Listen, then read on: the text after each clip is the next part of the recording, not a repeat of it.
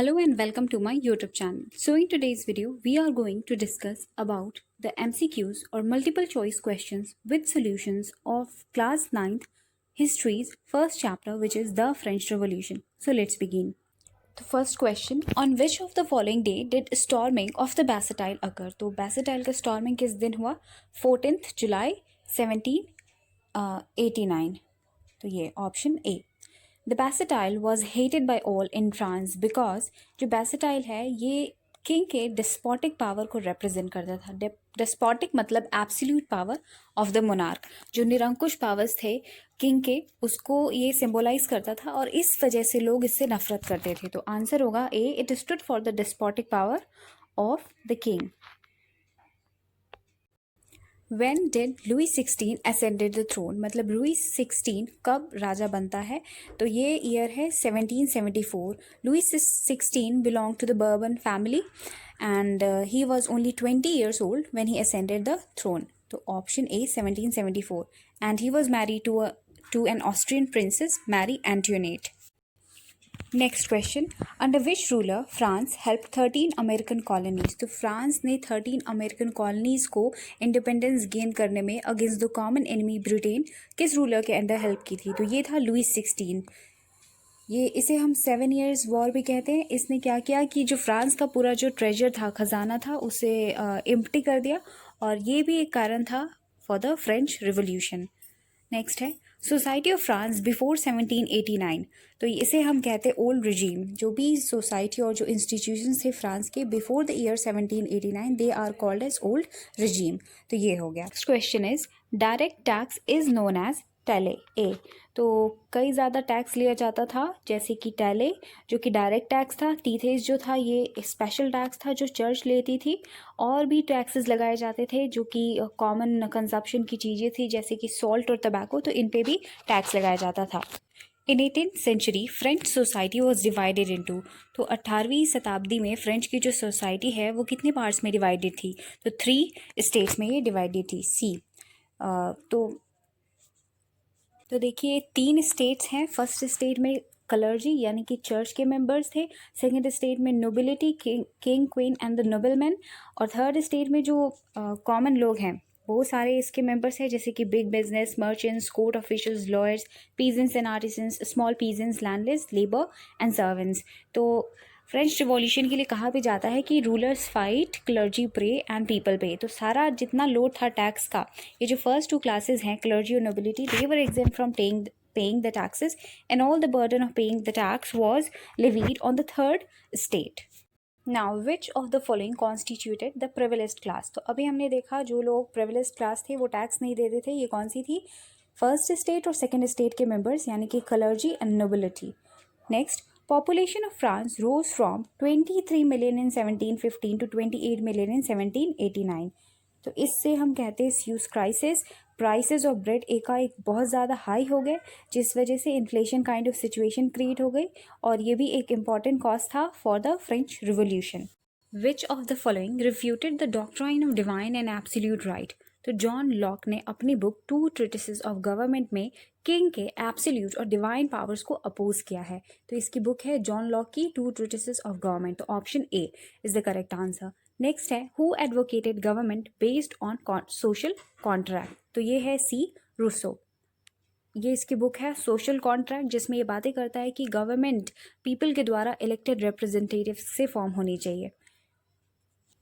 Next question is division of power with in the government was put fourth in. Division of power यानी कि government का divided होना legislative, executive और judiciary में. तो ये किसने प्रपोज किया था? किस बुक में? द स्पिरिट ऑफ लॉज जो बुक है बाय मॉन्टेस्क्यू की ये बुक है. उसने इसमें प्रपोज किया था कि गवर्नमेंट जो है डिवीजन ऑफ पावर के साथ होनी चाहिए with legislative, executive and judiciary as its organs. ये होगा बी. क्या हुआ था कि अमेरिका की जो 13 कॉलोनीज थी वो इंडिपेंडेंट होने के बाद वहाँ पे ये सिस्टम लाया गया था, जिससे ये सभी लोग फ्रेंच रिवॉल्यूशन में इंस्पायर हो रहे थे और ऐसे ही पॉलिटिकल और सोशल राइट्स डिमांड कर रहे थे. Next is the States General was last convened. जो पॉलिटिकल बॉडी है फ्रांस की, स्टेट्स जनरल, जिसमें सारे स्टेट्स अपने अपने रिप्रेजेंटेटिव्स भेजते थे, उसकी मीटिंग सबसे कब हुई थी लास्ट में? तो ये था 1614 यानी कि बी. ये सही ऑप्शन है।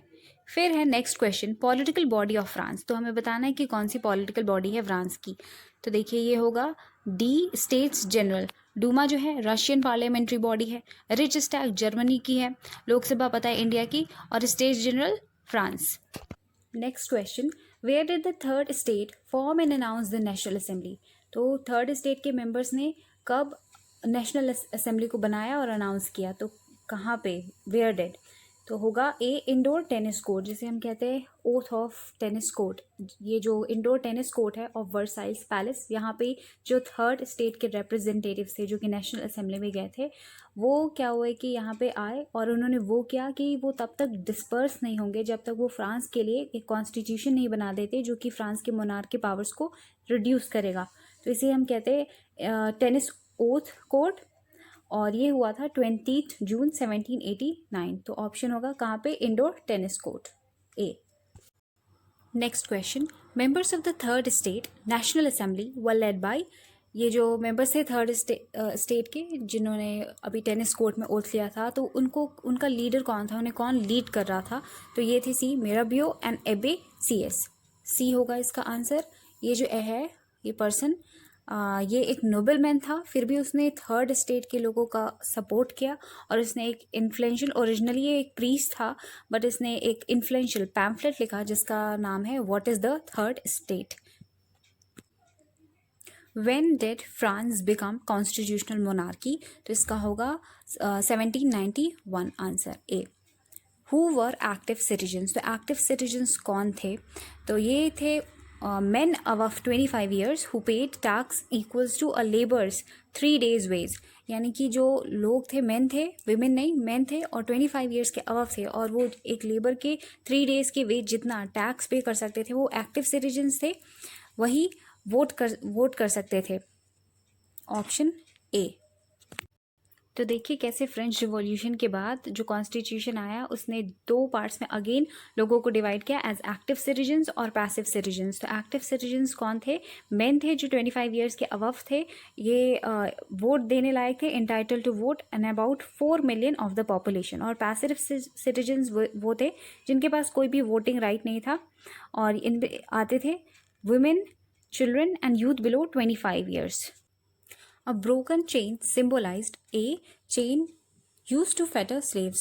broken chain मतलब freedom of slaves के लिए symbolize करता था, represent करता था। तो इसको हम एक कुछ symbols को भी देख लेते हैं कि वो क्या represent करते थे, क्योंकि हम यहाँ पे एक ही 2 क्वेश्चन डिस्कस करेंगे पर हो सकता है कि उनसे और भी क्वेश्चन।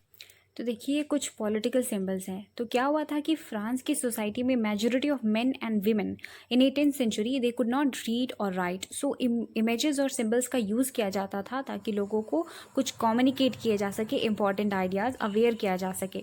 तो देखिए ये ब्रोकन चेन का सिंबल है जो कि freedom, the act of becoming free को सिम्बोलाइज कर रहा है।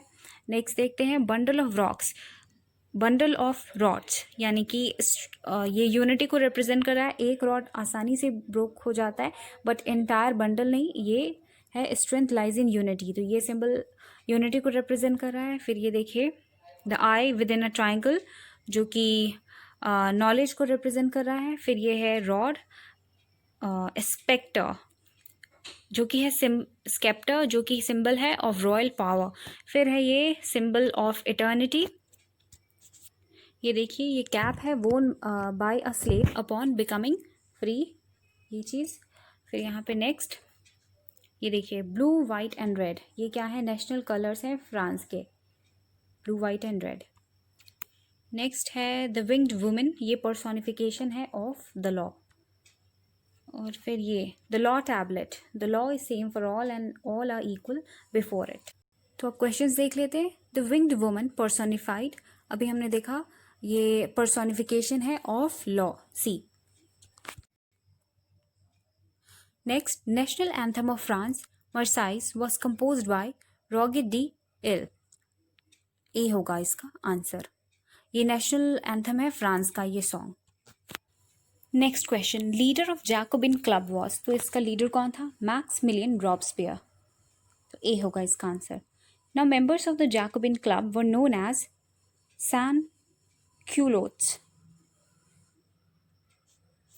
तो सैन क्यूलोट्स जैकोबिन पार्टी के ही मेंबर्स थे। ये अपने आप को जो फैशनेबल यानी कि जो सेक्शन थी सोसाइटी की नोबल्स की, उससे अपने आप को अलग दिखाने के लिए इन्होंने लॉन्ग ट्राउजर्स पहनना शुरू कर दिया, क्योंकि जो नोबल मैन थे वो नी ब्रीचेस पहनते थे जो कि घुटनों तक की ट्राउज़र होती है, बट इन्होंने लॉन्ग फॉर्म ऑफ ट्राउज़र को पहना ताकि वो अपने आप को अलग शो कर सके। और इनका जो वर्ड है सैंड क्यूलॉट्स, इसका लिटरल मीनिंग ये होता है दोज विदाउट नी ब्रीचेस। तो और साथ ही साथ ये लोग स्पेशल कैप भी पहनने लगे जो कि सिंबलाइज करता था लिबर्टी को। तो ये हो गया। France on 21 September 1792 was declared. 21 सितंबर को 1792 को फ्रांस को एज अ रिपब्लिक डिक्लेयर कर दिया गया। तो ऑप्शन होगा D. Next, what did the red cap worn by sans culottes in France symbolise. तो अभी हमने देखा कि जो red caps members of sans culotte पहनते थे उसका मतलब क्या था, तो उसका मतलब था liberty. A, liberty. Rain of terror, rain of terror मतलब मैक्सिमिलियन रोबेस्पियर का रेन। तो ये कब हुआ, 1793 to 1794। Next question, what is painting light. तो ये क्या है, पेंटिंग लाइट जो है वो एक फॉर्म होता था ब्रेड का जो कि होल व्हीट से बना होता था, इसे इक्वालिटी ब्रेड कहते थे। ये मैक्सिमिलियन रॉबेस्पियर के रेन में आया। ये सभी लोगों को कंपलसरी कर दिया गया कि होल व्हीट का बना हुआ ब्रेड ही खाएंगे, जिसे इक्वालिटी ब्रेड कहा जाता था। तो ऑप्शन होगा A, equality bread. Now what was directory. तो डायरेक्टरी क्या था, तो ये था एग्जीक्यूटिव बॉडी ऑफ 5 मेंबर्स। इसको क्रिएट किया गया था क्योंकि पहले क्या हो रहा था, जैसे कि हमने देखा अभी मैक्सिमिलियन रॉबेस्पियर के रेन में रेन ऑफ टेरर जैसी सिचुएशन जो क्रिएट हुई थी, इस वजह से क्योंकि पावर जो थी एक इंसान के हैंड में थी। तो अब एग्जीक्यूटिव बॉडी बनाई गई जिसमें 5 मेंबर्स होंगे, मतलब पावर अलग अलग 5 मेंबर्स में डिवाइडेड होगी। बट ये उतना सक्सेसफुल नहीं रहा, ये वीक ऑर्गेनाइजेशन था, और जिस वजह से लेजिस्लेचर और इस एग्जीक्यूटिव बॉडी यानी कि डायरेक्टरी में क्लासेस हुए, और पॉलिटिकल इंस्टेबिलिटी होने के कारण नेपोलियन बोनापार्ट को राइज करने का अपॉर्चुनिटी मिला। French legacy to the world is, D होगा ये, liberty, freedom, liberty, fraternity and equality. Next question, when did the women of France got the right to vote. France की women को कब मिला राइट टू वोट। तो ये ए होगा, 1946 में। बहुत ही स्ट्रगल करने के बाद इनको 1946 में राइट टू वोट मिला finally, A. Next question, when was slavery finally एबोलिश्ड in France. तो फ्रांस में कब एबोलिश किया गया स्लेवरी को, तो ये है 1848 में। तो एक्चुअली जब 1791 का जो declaration of rights of man है, उसमें जो प्रोविजंस थे कि man is born free and remain free and everybody is equal before the law, तो उस हिसाब से ये बात फ्रांस के कॉलोनीज़ के सब्जेक्ट्स यानी कि स्लेव्स पे भी लागू हो रही थी। तो फिर 1794 में स्लेवरी को एबोलिश किया गया कि नहीं, ये इसे ख़त्म करना चाहिए। बट 10 ईयर्स लेटर जब नेपोलियन आया तो उसने स्लेवरी को री इंट्रोड्यूस किया, दोबारा से स्लेवरी को ले आया, और फाइनली स्ट्रगल्स के बाद 1848 में कम्प्लीटली इस प्रैक्टिस को बंद कर दिया गया, स्लेवरी को एबोलिश कर दिया गया। Next, Napoleon became the emperor of France. Napoleon France का एम्परर कब बनता है, तो 1804 में। Napoleon Bonaparte crowned himself as the emperor of France in 1804। Napoleon was defeated in, Napoleon कहाँ डिफीट हुआ था, तो ये बैटल ऑफ वाटरलू में डिफीट हुआ था 1815 में। तो इसका ऑप्शन होगा सी, 1815। So in this way we discussed some important MCQs and multiple choice questions with solutions of class 9th history's first chapter which is the French Revolution। तो अगर video अच्छा लगे तो लाइक, कमेंट, शेयर और subscribe ज़रूर करें। Thanks.